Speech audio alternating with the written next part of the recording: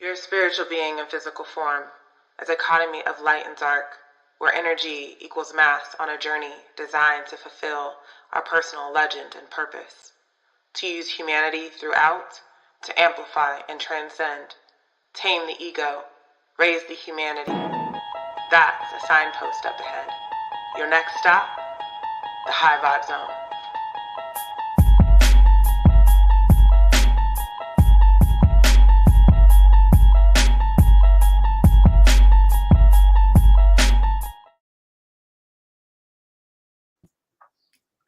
Howdy, howdy, howdy. Welcome to the High Vibe Zone. I'm Sharice Bonds, and I have an awesome co-host, guest today, Louisa Vargas. Happy to be here. I'm so excited that you're here. This is one of my favorite topics. I feel like there's not a day that goes by that I don't use this word. Or like we don't talk about it or something, but excited to talk about it in this space. How have you eaten rice? Third week of March. Have you eaten rice? I have lots of rice. Maybe we should explain what that means. Yes, we did explain it in one High Vibe Zone, but it basically is another way of asking, are you well? Are you nourished? Do you have what you need? Yes, I have everything I need and more. It's been a great week. How about you? I have now, as you know, yesterday I was not feeling well. I literally stayed in bed all day, except for one gathering. And now I'm like a whole nother person. You ate your rice this morning for breakfast. Oh, have I ever? I feel so much better. And I don't know about you, but like sometimes I struggle with like, should I tend to my needs or should I just push through because this, other people need me. I need me. How about that? Like I need me. I need me to be well. And I know that the other people have either other people looking out for them or the universe looking out for them. I need to also, take care of myself. So I have eaten rice. And I think it was just in the form of rest and like good food. I think it's also important to note that you can feel not at your best even if you have eaten rice. It's okay not to be okay. Mm-hmm. Where's my sob emoji? That is true. There's this song. I haven't shared it with you. Maybe you've heard of it, but it's by an artist called Jessie J. And this is when she first got started, and she's from the UK, and she went to the subway in New York and sang this like a cappella. Well, not she had like a boombox. It's called Boombox Series, and she like sings this song. I don't know if it's the title. I have to look it up. It's okay not to be okay, but that was one of her lines in there. She's like, everyone, actually, let me just while we have Google. Get some tunes. Okay, not to be. Is that what the song is called? Oh, Who You Are. So essentially, the song is called Who We Are. And it's like, and there's this line, it's like, don't lose yourself, don't lose who you are in the blur of the stars. Seeing is deceiving, dreaming is believing. It's okay not to be okay. Sometimes it's hard to follow your heart. Tears don't mean you're losing. Everybody's bruising. Just be true to who you are. Where is the fire emoji? There it is. Jessie J. Yes. Such a good song. I think that's a great segue into what is humanity? Let's start there. At least in our terms, like how in our terms, yes. In our, without the Webster, without the, humanity, when I think of it, I think of it as the dominating kindness part of our humanness. So it's the part of us that slows down when we see a squirrel crossing the road. It's the part of us that like gets out of the car to help an elderly person. It's the part of us that takes someone else's cart, at the grocery store. It's the part of us that lets someone go first in the line. It's the part of us that um, you know genuinely holds the space between the notes of what someone is going through, and just it's that part. However, there is an opposite to that. Our humanity also contributes to some of the hurt and the pain and the sadness that we see in this world. I see it as like this. There's like two sides. I was describing this to someone the other day. If anyone have ever watched Star Wars, they have, the force, the light and the dark. And I can see our humanity being that and being that force. Darth Vader also had what the Jedi's had, and it wasn't this thing that you could see, but it could move things. And I think that is what our humanity really is. It has the ability to heal or hurt, bring life, bring death, um, write songs, tear down walls, build new ones. It just has so much versatility. But when I think of humanity, I think of the best part of it, but that's my perception of where I go. Some other people might have another perception. Neither is wrong. Both are right. So, what about you? So I was actually, as I was reflecting on humanity and the question, kind of this conversation today, I kind of came to the realization that I view humanity more as like a state of being rather than actions. So kindness, what you're describing is like letting someone in front of you, like go in front of you in line or something like that. I feel like those are all um, an effect of humanity. It's response. So I think it's something key as like whenever we're talking about humanity in the workplace or humanity power, anything like that, it's more of the way you think before Mm, you act. that spot on. I think so. The being part, which reminds me, my husband was talking about the word human beings, and he was saying it's the being of our humanness. So the state of our human, like our default. So we are being kind, we're being considerate. That's our being part of our humanity, our humanness. So I love totally what you said. It's like it really does seep and start internally. It's what you're saying when you're not saying it. It's the vibration or the frequency or the energy that you are running with, just at a basic level. Yeah, I think what's key here too is like everything's connected, right? So whatever we're telling ourselves, that's Mm, ultimately what we're going to reflect towards other people or in our daily actions. So I think that's why humanity like is just so powerful, even mm. if it's just a way to shift your mindset. So like that's kind of the beginning piece of it, and then everything kind of falls into place afterwards. You were so right. I don't have to tell you, you are so right. Like it is what you were saying is so solid. In fact, it reminds me of, and maybe I've shared this story with you before, but it's like everything that was created here before we got here is perfect. Trees, birds, ants, bugs, flower, like everything. Everything after that you see, houses, buildings, cars, were created from our minds. We created these things. It shows how powerful our minds are. But yet, even in that, there is this balance of nature that we still must honor.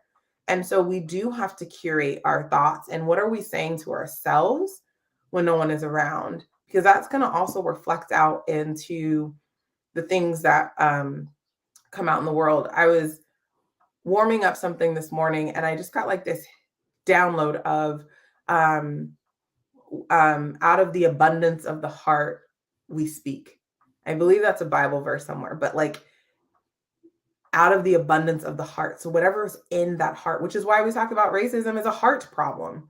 It's a humanity problem. It's not ethnicity and this and that. It's like very much a heart problem, starts there. And so what you said, just yeah, I just need to fire emoji.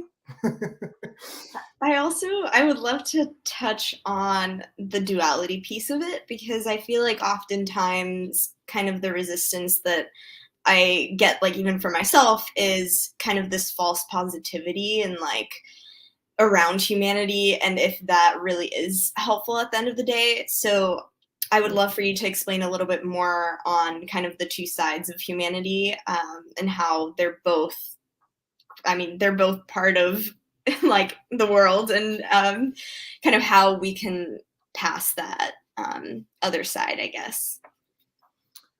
Yes. So I think the best way or visual I can give is like the balance, the yin and the yang that is there is within us. And that's, think of our humanity. There's two sides to it, but they are also the whole of us. And in our whole, nothing is wrong. It's just where are we yielding that? And I think when it comes down to the negative side, or just the other side of our humanity, the one that creates wars, the one that fights someone else, the one that, says those snarky comments online, the one, the hate, the hurt, the that um, is ultimately um, what's a part of us. It's we can't separate that part of ourselves. We can only look at it from a different perspective and know that it is leading us to that next thing. And, we as humans like to have so much control over different things that are going on that it's sometimes hard for us to um, finish the chapter in the book and kind of like see what's going on. But the bad is equally, or the negative or the dark is equally as important as the light. And I think there was like this quote, it's through our wounds that the light enters us. And just having some of that is good. I do think that to be naive to the other side of our humanity is hurtful, because we can sometimes be like, oh, everything's going to be okay. Well, it's not right now. And we need to honor that. Like, I'm a very optimistic, positive human, but I'm also very aware of all the shit that goes on in this world. Like, I'm not like, oh, it's all. However, I have this default knowingness that it all leads to that next thing, that next level. It reminds me of this story about this old farmer that lived outside of the village, and they I feel like I've told you this story. Maybe I haven't told it in the high vibe zone, but if I have, oh well, we're gonna get it again. So essentially, this old farmer lives outside this village, and one of his horses escaped, and the villagers come and say, "Oh, we're so sorry for your bad luck," and the farmer goes, "Eh." And then the next day, the son goes out to go look for the horse, and he finds that horse befriended a pack of wild horses, and then they all come back with him. So now he not only has one, he has like five. And so the villagers come again, and they're like, "We're so happy for your good luck." And he's like, "Eh." And then the son is training one of the wild horses and gets thrown off the horse, breaks his ankle, and the villagers come again. I don't know how the villagers know this. It's the story, the point of it, but they come back and they're like, "We're so sorry for your bad luck." And the farmer goes, "Eh." And then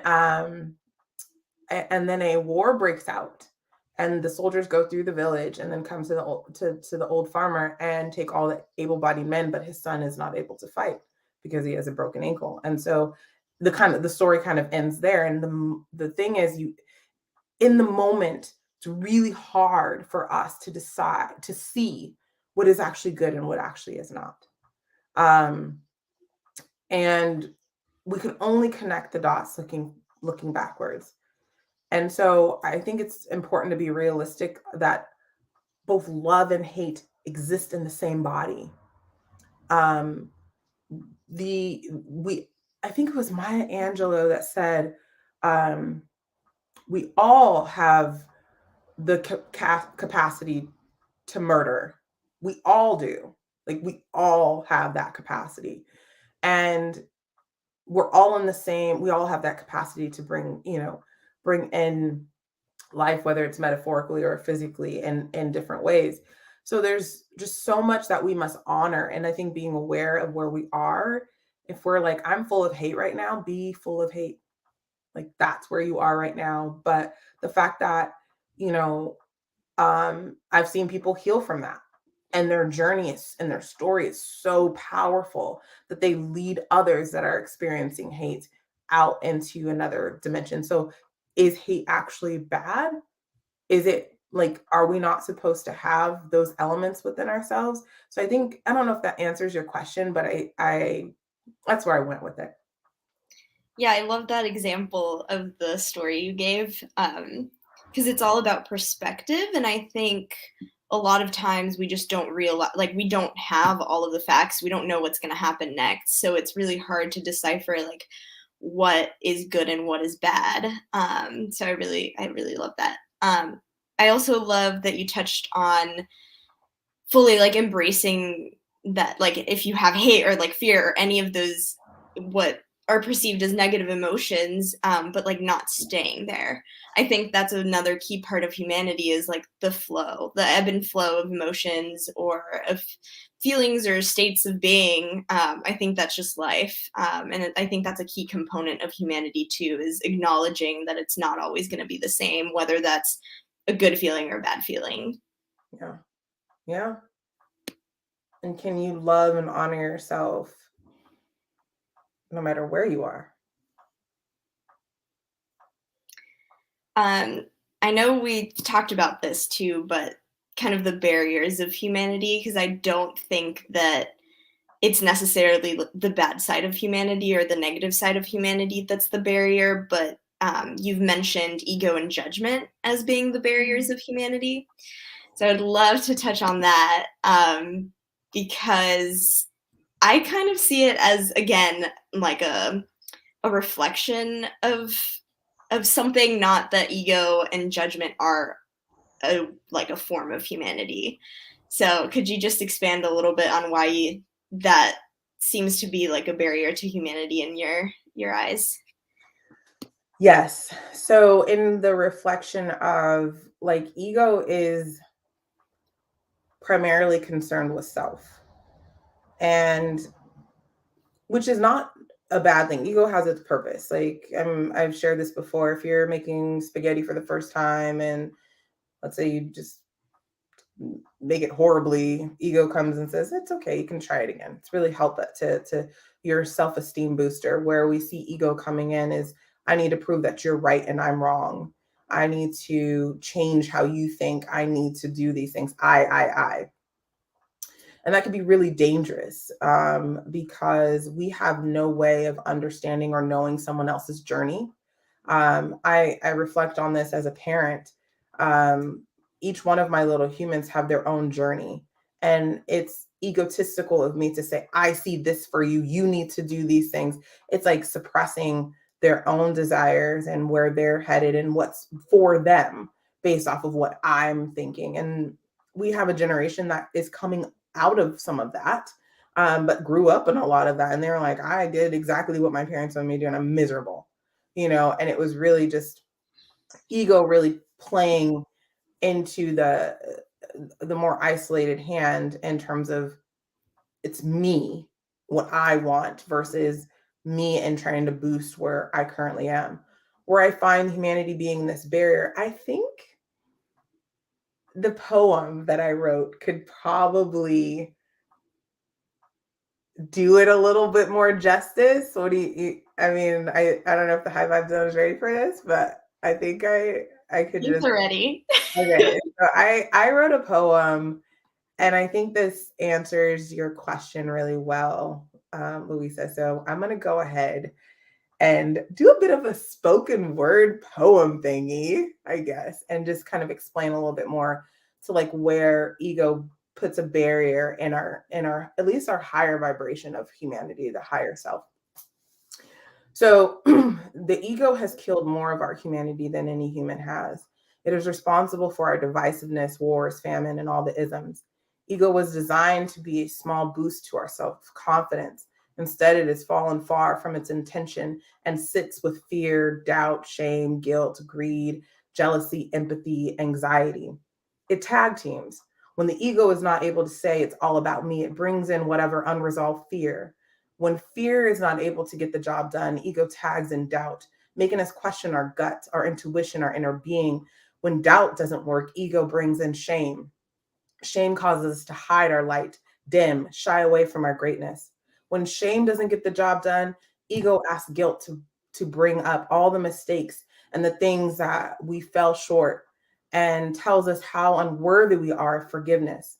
When guilt doesn't do it, greed is up next, telling us how we deserve more and how there's never enough. But greed has a partner named jealousy that says we should have why should they have what they have and you don't? Apathy steps in, and apathy is the worst of them all. It's after all the seeds of ego have been planted. Apathy says you care too much. It's not your problem. Life is hard and everyone has it hard. You need not worry about that. In fact, none of it's your problem. Let's go this way. And finally, anxiety is the finale, choking us off from our light, our spiritual being, and the one that we knew before we came into this physical body. Anxiety is the sign that we have forgotten and we have remembered at the same time, that we have forgotten that we are not of this world and what we face on a day to day is a manifestation of our thoughts and energy. And we remember that there is something more that exists past this current situation. And yet we freeze, unable to move as ego intended. Because if we do, we might see ego not as this big bad wolf, but merely as a small part of us standing behind a curtain of light, casting a shadow that seems bigger and bigger when our light shines brighter. Ego fears death and anything that threatens the consistent use of that. For death does not mean the end of a phase that ego, for death doesn't mean the end of a phase that ego danced and praised in. For the ego cannot die without us dying first. I end with this. The ego is not your friend until you name and tame it. Until then, your ego runs in and out of your choices, decisions, and humanity freely like a wildfire with no plans to extinguish and unable to spare the lives within its path. Tame the ego, raise the humanity. Oh, so good. So that's the explanation of ego. Every time I hear it, it's mind blowing. Like I already know what's coming, but it's so good. I think it's a great example of kind of what I was saying in the beginning, like the ripple effects of actions, and as a result of like a way of thinking. Because if one thing doesn't work, then it like leads to another, and it's just a constant cycle. Um, so I really love that about the poem, but something that I would also love for you to maybe help clarify for me a little bit is the idea of ego, but then also the importance of being selfish to take care of yourself. I know we talked about this briefly this morning. You sent also another quote that I thought was great, about how important it is to take care of yourself before you can lead with humanity. Right. So, how can you differentiate ego to taking care of yourself? Yes. So taking care of yourself, the best way I can explain that is taking care of yourself really is the closer you are to your light, and ego is kind of far away from that. So the more like selfishness, which I think that word really needs to be redefined, because you do need to have a level of selfishness of just like I need to take care of self. Selfishness not in the way of I disregard everybody else in the taking care of myself. Because ultimately if you're taking care of yourself and you're in the right space to take care of yourself, everything else takes care of itself. If you are not in the right space, then you're probably not in the right your path is probably needing some other type of direction. If you like, for example, if you're at work and you're like, I need to, I'm not feeling well and I need to take the day off. And you find that the response of your coworkers is like, oh my gosh, like, well, can you do this? And you're in the wrong environment. Because how are you supposed to take care of yourself? And the things around you are not supportive of that. That's something to really pay attention to. Are you in the right environment? If you can't even take a sick day without people messaging you, texting you, slacking you, and honoring that space. So the best way I can say is the closer you get to your light, your being, the thing that brings you joy, fulfillment, lights you up inside, and you know where you are in relationship to that. Everybody does. The closer you are to that, when you go walk in nature in the woods and you just feel like peace, that is self-care. That is not selfish. I mean, I'm probably I won't say the best preacher on this, but I leave my kids at least once a quarter. Bye. Like, which I mean, unheard of for some parents or some moms. Like, oh my gosh, you're leaving a kid. Yeah, I leave them. I don't leave them alone, but I leave them and I go off and take care of myself. I go seed and invest and ground and get in the dirt with myself. And I come back even more able to pour out and give. It's almost like if you have a bucket, if you have two buckets and one bucket is you and everything that's whether good or bad, whatever however the ratio of the elements are, and you take a cup and you pour it into another bucket, and that's what you're giving everybody else.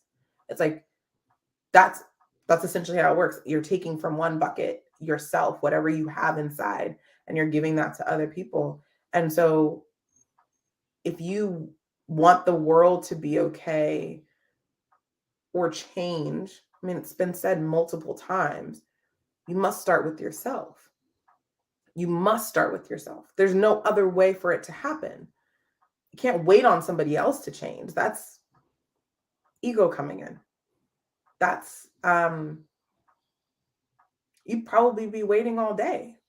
You can't wait for someone else to change for you to step up and be where you're supposed to be. I heard, did I send it to you today? Yeah, I did. It was like a little, I don't know who said it, but it was a little like quote paragraph. Yeah. Let me see if I can find it. I mean, I think it sums it up really well. Yeah, I have it here if you want me to read it. Yes, please. Please go ahead. I've done enough reading today.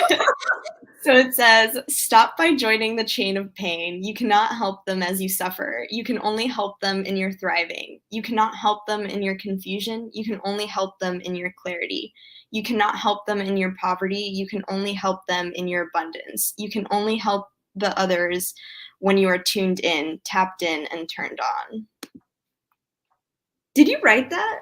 No, I did not write that. No. Sounds like something I would write, maybe. Yeah, it does. But I did not write that. I heard it this morning and I just thought it was such a prime focus, just something coming through. Yeah, I think there's so many examples I could give of just not being at my best and then like reacting and then in turn like hurting others or just not showing up. So it's really interesting because in not taking care of yourself, where you might think you're helping others in, oh, you're like still showing up at work and being a team player, it might be more harmful than it is helpful. So I think that's a really important piece of humanity is learning to take care of yourself. I agree. And then this amazing comment from Mike P. Light is not the absence of darkness. It is the healed darkness that shines brighter than before, the healing with each step of the journey. Absolutely. Which reminds me of this thing, which kind of plays into that. Ego knows that if it is healed, it becomes part of humanity. Ego doesn't like change or growth. So your ego will fight that part, but just know your ego will, when it's healed, when it is operating in the context of where it's supposed to, it then becomes and sweeps into your humanity. And I don't exactly know what that looks like because I don't know if you've heard me talk about Otis, but Otis is my ego. I've named it Otis and that's what it is. And so I'm still working with Otis and like telling Otis to chill and like doing that. But I do know I have this knowingness that ego is aware of when we are getting closer and closer to our higher self. And it tries to, just like the poem, it tries to bring in all of these other elements to keep us from that. I haven't told you, but I named my ego officially. You haven't told me. Okay. Are you going to share? Eddie. Eddie, my ego. Eddie, your ego. I love that. Because you took How to Become a Racist, where we talk about naming. I Yep. did. It took me a minute to really find a name that connected, but I think Yeah. Eddie works for me. There you go. And then you just start having those conversations. And once you name it, you can tame it. And then you have power to overcome and claim whatever's like next for you. So got it. Eddie. Do we want to talk about humanity in the workplace? Yes. One of my favorite topics to talk about. I think we have such a unique as culture circle going into companies and helping them lay foundations or refound their culture and inclusion. We have such a back and front row seat to how humanity is operated in the workplace. And I just have always felt that since we spend one third of our lives in the workforce, workplace, that there is a correlation with what we're seeing in the workplace to what we're seeing in the world. Because what happens in there, we take it out into our home space, into our communities, and it starts to manifest and come out through that way. So I'd love to talk about humanity in the workplace. Which gap? What do I got? Um, let's talk about gossip and commiserating in the workplace, because that has come up in our space recently. And I feel like a lot of times when we talk about humanity, we focus on kind of the tangible things like taking time off and kind of those things, deepfake perks, all of that, things that are tangible that we can see, we can request. But what about things that are more in the background? Like gossiping may be an issue. Maybe you're not aware it's happening. Maybe you are, but it's not as widely talked about, I think, when we're talking about humanity in the workplace. Yes. So when I think about gossip, there's two angles. One, I mean, immediately my brain goes to that's not humanity. Talking about somebody, talking down to some about someone, talking about them behind their backs, like that is not the kind, that's not kindness, that's not humanity. However, at the same point, it is humanity because there's another side of it. So hopefully I'm not confusing anybody. But when I'm speaking of humanity, I'm speaking of the light, the kind part of our humanity, the other side of it. Gossip is a very disempowering tool. um, for someone to feel comfortable around about putting someone else down, especially when they're not able to speak to it, speaks more about the person and where they currently are and the infection that they're creating within the workplace. It creates toxicity. Um, it's a wound that is opened, and the more that it is fed, it starts to become more unhealthy, more unstable, more infected, and others are affected by this. Companies don't know how to mitigate gossip sometimes because it becomes, again, it kind of bumps, not exactly, but it can bump into commiseration. But gossip is not a very kind thing. In fact, at least for myself, I work on what if this person, if I say something and that person's not there, would I feel fine, would I feel okay repeating what I said if that person was there? And most of the time, at least for me, I've gotten to the point where I'm like, yes, I would say that, like that would be my integrity. But I know with gossip that's not always the thing. And when you're in the workplace and you're thinking about creating an inclusive workspace, humanity has to be the best part of our humanity has to be at the forefront. Gossip really starts to tear at that. Like you could be doing everything right and you start to incorporate gossip into the workplace and it starts to just whittle away. It's like paint that's starting to peel. You just like this, Um, commiseration, you just got to be careful with that because it can be very unproductive. And I understand that people need outlets to be able to um, explain, but it's like once the culture starts to commiserate with itself, you have a problem because the culture is withholding information that you need to help move it to the next level and you don't even know it. And so it's really about, does the culture feel safe enough? Is there been enough humanity applied? We talked about the resignation revolution. A lot of people left their jobs because they're like, I want to be human again. I want to, like I'm tired of being treated like that, like treated like this. So I think that again, gossip is like that peeling paint that just kind of like just slowly starts to change the vibe of the room, and um it can be easily squashed with like, that's not how we treat each other here. I'm no longer engaging in this conversation. But it's also easy to just put a picture in front of it and hide the peeling paint. Again, the duality, it's like, where are you in relationship to that? Yes, it is there. So, if gossip is something that shows up in a workplace culture, what should someone do? If they're experiencing it, say with a coworker, is it better to call it out, or what should be the step that's taken from there? I think having discernment around what's gossip and what's not. So just observe it a little bit and see, like, if someone's like, oh, did you, hear about that person and that thing? It's like, what is the point of this sharing? Like, is there anything that you'd like me to participate in? Oh, you can even be like, oh, would you like me to reach out to them? That kind of thing, and just kind of see where it is. They're like, oh, no, no, no. Well, like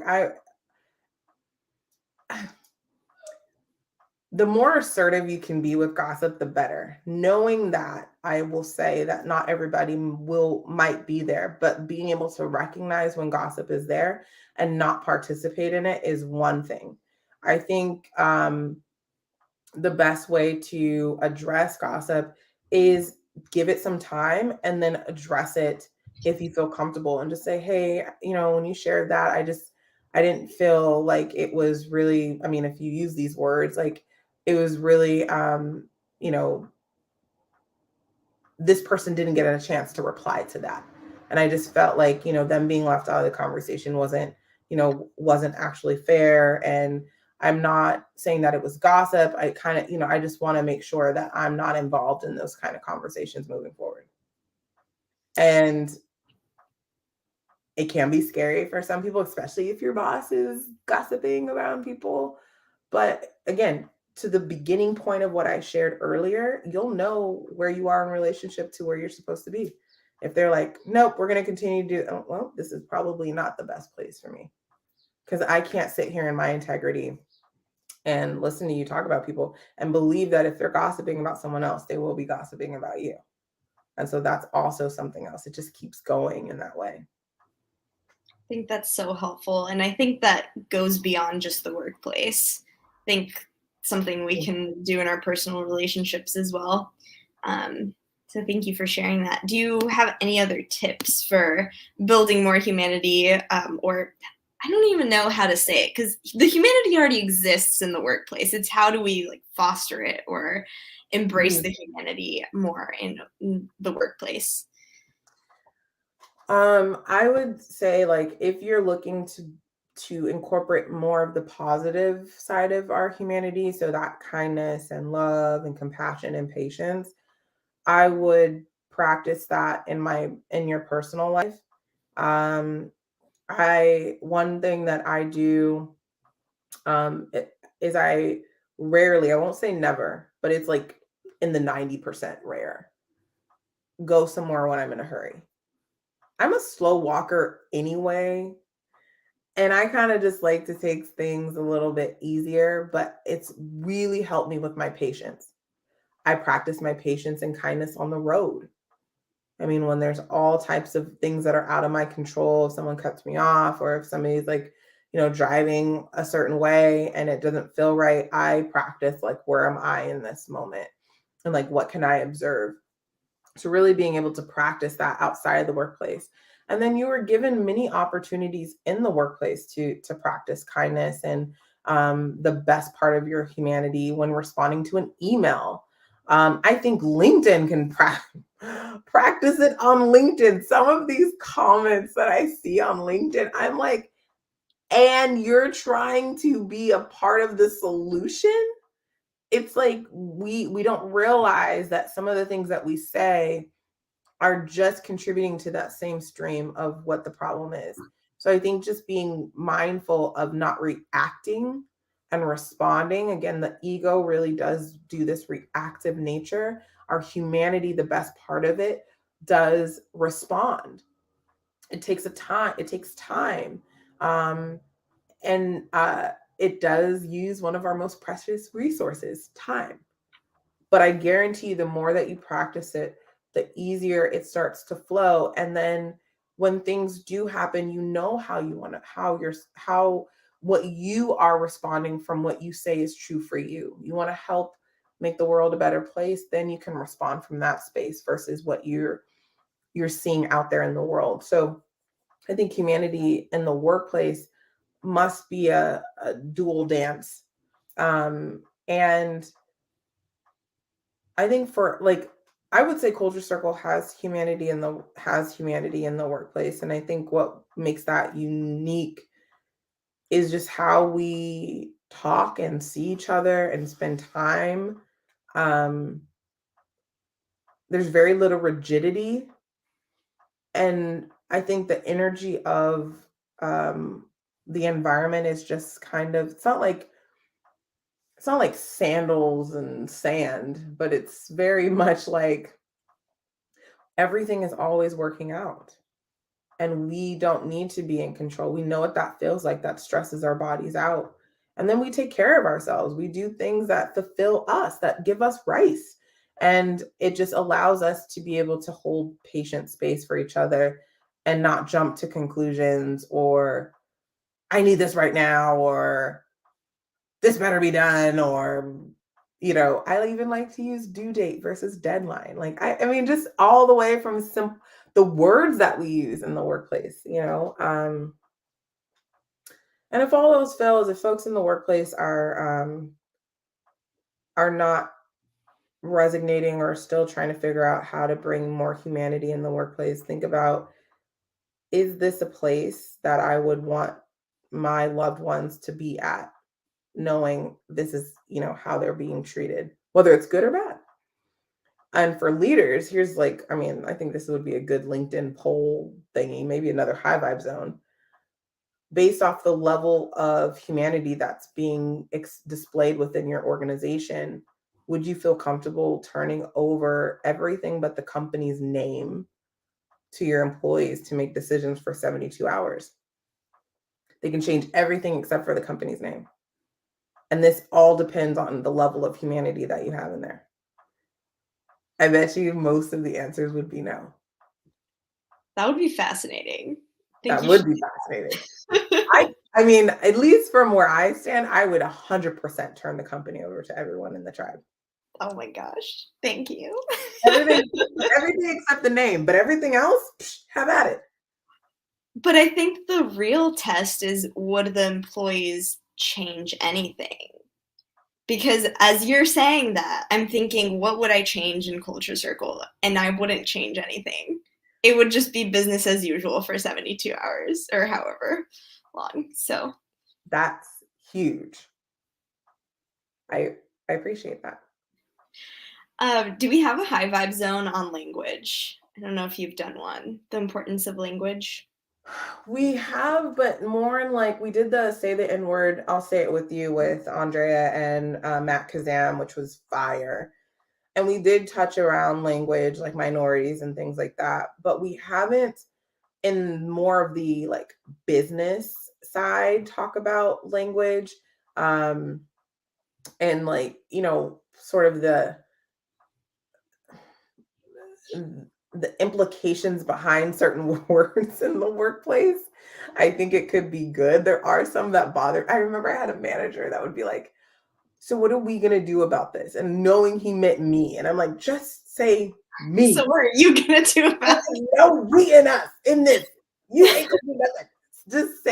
Just say me." Like, I would rather appreciate it. I don't know if that's what you mean, but like how we use our language. Because I've shared this before, most of us grew up in passive aggressive or aggressive households. So we're learning a lot on the job in terms of how we communicate, where assertive communication is usually 9 times out of 10 the best way to communicate.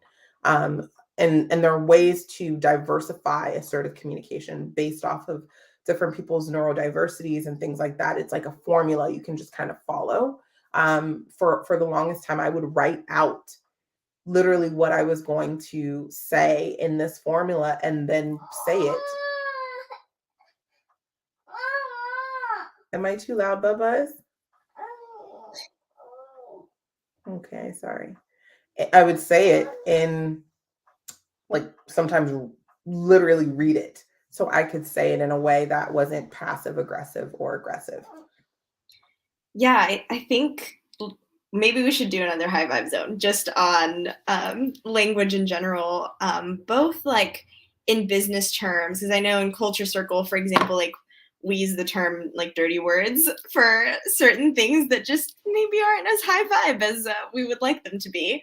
But I also think there's a key component here of like leadership and how like a company is, I guess, like learns from leadership and language. So for example, like with you, oh, do we have a guest? A little bit. Bend down so she can see you. Hello. So, Marley, I'm not saying, forgive my interruption, but she came No, in. this is great. Marley, what does humanity mean to you? Humans Humans? Does it mean anything else? helping others. When you think of humanity, do you think of like in a good or a bad way? It could be good or bad. It depends. Thank you for being here. Oh, thank you, Marley.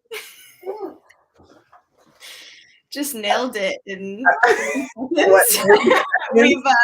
been here for 47 minutes. We definitely need to have Marley in the high vibe zone because she has a lot to express. I just kind of pulled her in here because she came in. I will never forget the definition of community that she gave. Share it with everyone. What did she say? She said that it was trust. That was it. Just that word. And again, language and how powerful it is, and how simple it can be. Because I think we tend to overcomplicate it. And like as I was saying before, like just the example of how we should use language, like for me especially, has been so life-changing. So I think if more leaders were more focused on how they were saying things instead of what they were saying, it would drastically change the world. I agree. Yeah. I 100% agree. Again, referring to a specific ethnicity or ethnicities as minorities is not empowering. Nobody feels good when they're called that. It's like, so as a leader, when you're referring to people, how are you referring to them? Is it an empowering way? Is it disempowering? How are you speaking to them? Empowering or disempowering? And all of that plays a really big part in leadership and that concept of community and trust. Because if you're saying things that are disempowering to me, I don't know if I can trust you with this these next levels of where I'm at. So yes, let's definitely do a high vibe zone on language and bring in some of the definitions that we use internally to kind of as examples, because I'm not saying our language is perfect, but we've definitely changed a few things and had a lot of fun in the process. Like there is no boring snoring over here. It is really it is vibing. It is as vibrant as this grapefruit orange uh thing. So I really I think it'd be a great high vibe zone. Yeah, I agree. So I think we'll add that to the list. But I feel like in the next few minutes that we have, Yes. would love to talk about humanity power. Um, Yes. because it's such a key component to our concept of humanity. Culture Circle is like the business side of things, the like humanity in the workplace, but then humanity power is more of that community aspect, individual aspect, which you touched on is key to transforming the workplace, Yeah. or really anything. Starts with yourself and with your home. So would you like to talk a little bit more about humanity power, or where would you want to lead this part of the conversation?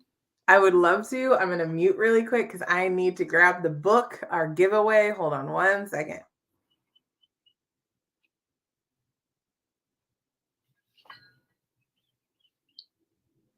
We are also known as like a very loud house. We just nobody's here. Nobody's around. Okay. Not boring. It's never boring in Yes. the No, not in this house. house. So humanity power.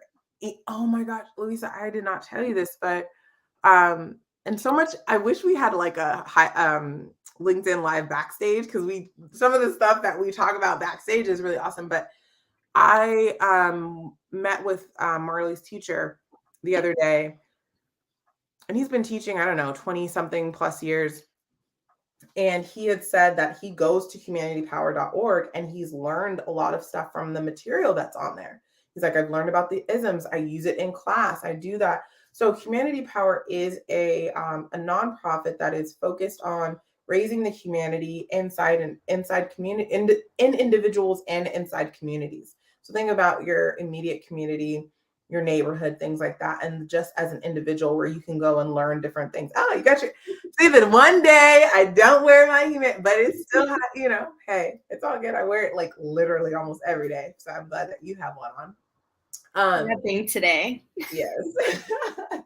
And so Humanity Power has kind of two areas where we do community outreach and engagement. So we feed the community, and we also do like a community cleanup. And then on the other side is, well, actually three kind of things. And then there's this educational piece for adults and for children. So it really breaks down the isms and where they came from and how you can identify them, and really critical thinking questions on like how you can help end them. There's a 30-day humanity power challenge that's really about raising your vibration, and just how you can be a better human for your community and workplace and all of those things. So it's really cool there. And then Humanity the Manatee, which is this really cute manatee that's teaching kids about how to use their humanity. And in fact, my daughter Charlotte, she's 6, in kindergarten. The teacher, or first grade, the teacher read the book Humanity the Manatee, and the kids started to referring to certain acts as that's humanity or that's not humanity. Like we're using, and the book describes what humanity is in the context really, really well. And so it's really it's building. It started last year. It's a movement, and on the movement, on the move, that's really focused on just using the unity in our humanity to help end some of the things that are harming the best parts of our humanity and our planet. And so if you're interested, you can go to humanitypower.org. We'll drop a link in the comments. You can check it out. But Luis and I wanted to gift anyone that's watching, whether it's live or the replay, a free copy of the Humanity the Manatee book. We'll also post it on LinkedIn as well. All you have to do is enter your address. We'll send you the book, and you can keep it. You can gift it.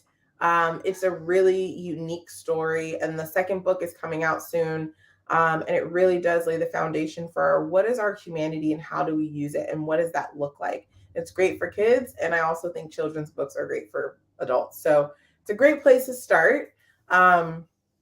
And explore and start the dialogue. I mean, these are great pillow talk questions, dinner, lunch, grass, picnic questions, conversations. So Humanity Power has a lot of great resources. We're still building some things out. We're on a bit of a sabbatical for the first quarter of the year, but we'll be picking everything back up next month.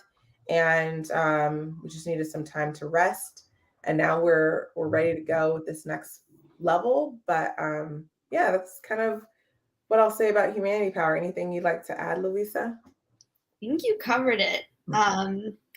I will just add a plug for the events, which are on hiatus right now. But if you live in California, San Francisco Bay Area, do have a couple events there, a community cleanup, and then Third Thursdays, which is like gifting meals to anybody regardless of need.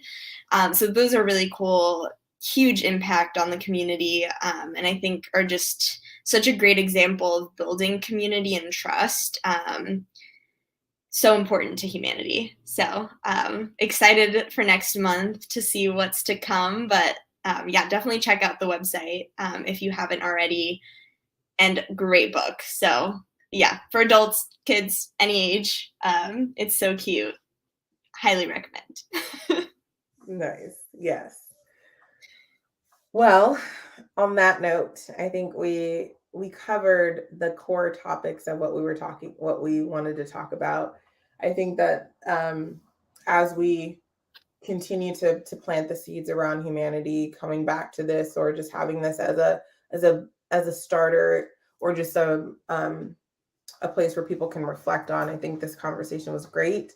I'm grateful for you and just being a partner in humanity with me and going on this journey, because we were discovering a lot of things together and individually and bringing those back. So I just honor and thank you. One other thing that just popped up. It is so important to, if we haven't, or if folks haven't, if you haven't, to really get grounded in the baseline of we are all human. That, I think, really can start this journey, because when we don't see divide, it's easy for us to translate, oh, you hurt, I hurt, you cry, I cry, you love, I love, you laugh, I laugh.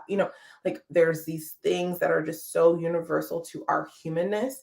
And so to see someone as human is just a magnificent thing once you just remove the labels that are out there or whatever. And so I think that is also another gateway into honoring and uplifting and rising and raising our humanity. So I just wanted to add that. I think that's a great place to end it. So many things to think about. Thank you for sharing. Thank you for allowing me to be on this journey with you. Always a pleasure talking about humanity with you. Likewise. And thank you everybody that has watched live, comments, replay. Look out for our giveaway. We're excited to gift that, and we'll see you next time. Thank you so much, Louisa, for being my awesome co-host guest in the High Vibe Zone. Light and love to everyone. Have a great rest of your week.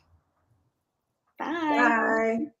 You're a spiritual being in physical form, a dichotomy of light and dark, where energy equals mass on a journey designed to fulfill our personal legend and purpose, to use humanity throughout, to amplify and transcend, tame the ego, raise the humanity. That's a signpost up ahead. Your next stop, the High Vibe Zone.